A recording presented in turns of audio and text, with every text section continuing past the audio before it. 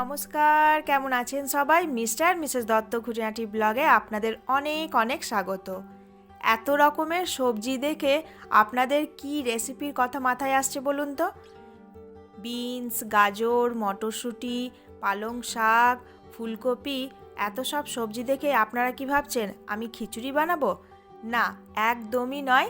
খিচুড়ি recipe আজকে share করব না, আজকে একটা অন্য রেসিপি শেয়ার করব। কি রেসিপি তার জন্য জানতে হলে পুরো ভিডিওটা স্কিপ না করে দেখতে হবে। আর আজকে যে রেসিপিটা বানাবো দুর্দান্ত রেসিপি আর ইউনিক রেসিপি। আপনারা তো জানেন আমি আপনাদের সঙ্গে ইউনিক রেসিপি শেয়ার করার চেষ্টা করি আর আপনাদের সবার রেসিপিগুলো খুব ভালো লাগে। আপনারা অনেক ভালোবাসা দেন, মিষ্টি মিষ্টি কমেন্ট করেন, আমার খুব ভালো লাগে। আজকের রেসিপিটার নাম হলো ভেজ হরিয়ালি। আপনারা হরিয়ালি ভেজও বলতে পারেন। তার জন্য লাগবে ফুলকপি, পালং শাক, বিনস, গাজর সব নিয়েছি। এখানে সব রেডিও করে নিয়েছি। পেঁয়াজ, মটরশুঁটি, ফুলকপি, গাজর, বিনস, রসুন কুচি আর নিয়েছি আলু।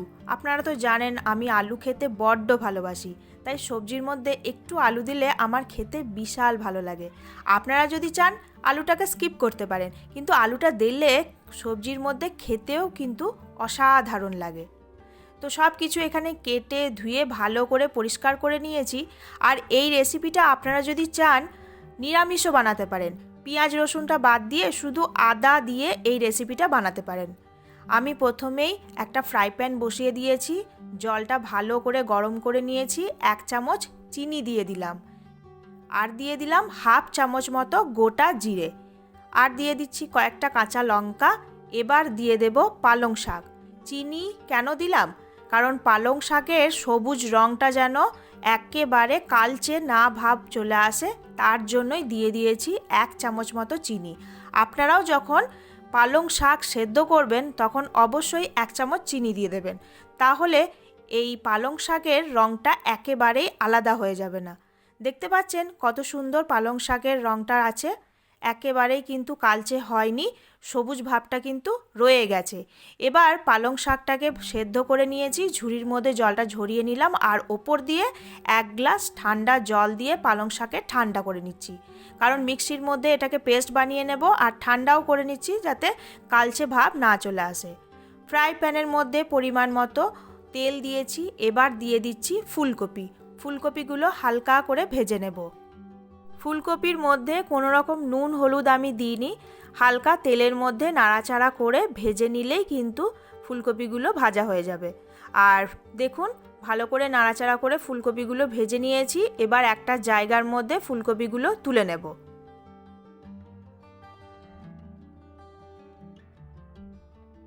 ফ্রাই প্যানের মধ্যে অল্প পরিমাণে তেল আছে, ওই তেলের মধ্যেই আমি দিয়ে দেব ডুমো ডুমো করে কেটে রাখা আলু, তারপর দিয়ে দেব গাজর আর বিনস। আলু, গাজর, বিনস আমি ভালো করে ভেজে নেব।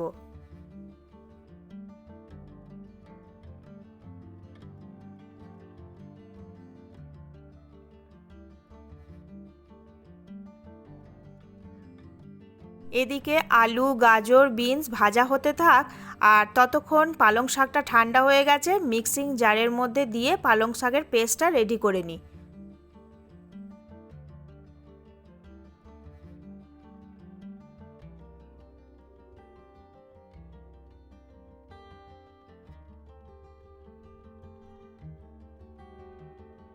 এই যে পালং শাকের পেস্ট একেবারে রেডি। কত সুন্দর কালারটা আছে দেখুন, একদম সবুজ কালারটাই আছে, কালচে ভাব আসেনি।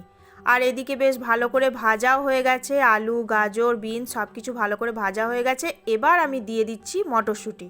মটরশুঁটিটাকে দেওয়ার পর হালকা নাড়াচাড়া করে নেব।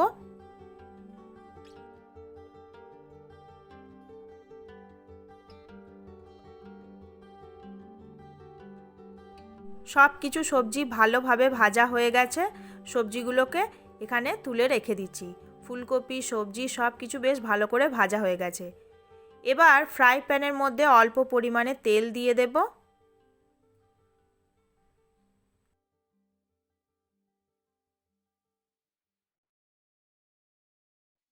তেলের মধ্যে দিয়ে দিলাম হাফ চামচ মতো গোটা জিরে। জিরে দেওয়ার পর দিয়ে দিচ্ছি চপ করে রাখা রসুন। রসুনটাকে হালকা নাড়াচাড়া করে ভেজে নেব।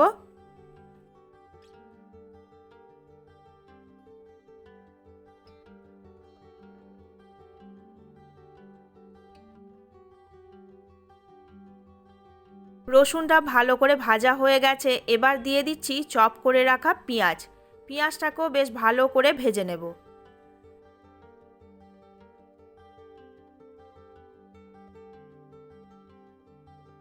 পেঁয়াজটা ভালো করে ভাজা হয়ে গেছে, এবার আমি দিয়ে দিলাম 1 চামচ মতো আদা রসুনের পেস্ট। আদা রসুনের পেস্টটাকে দেওয়ার পর ভালো করে কষিয়ে নিচ্ছি। কষানো হয়ে গেছে, এবার আমি দিয়ে দিলাম পালং শাকের পেস্ট। পালং শাকের পেস্টটাকে দেওয়ার পর ভালো করে সব কিছুর সঙ্গে মিক্স করে পালং শাকের পেস্টটাকেও ভালোভাবে কষিয়ে নেব।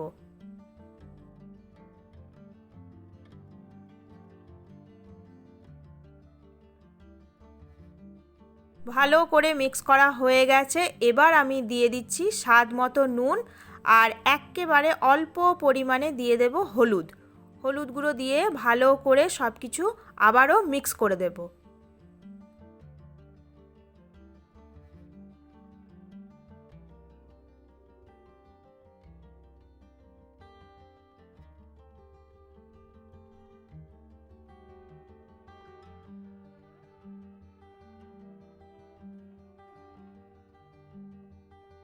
সব কিছু ভালো করে মিক্স করা হয়ে গেছে, এবার আমি দিয়ে দিচ্ছি ভেজে রাখা সবজি। ফুলকপি, আলু, গাজর, বিনস, মটরশুঁটি সব কিছু সবজি আমি দিয়ে দিলাম। সবজি দেওয়ার পর সব কিছু আবারও ভালো করে মিক্স করে দেব।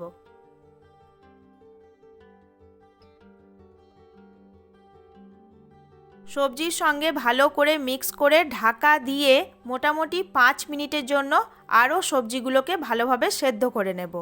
ভাজতে ভাজতেই সবজি মোটামুটি 50% সেদ্ধ হয়ে গেছিলো।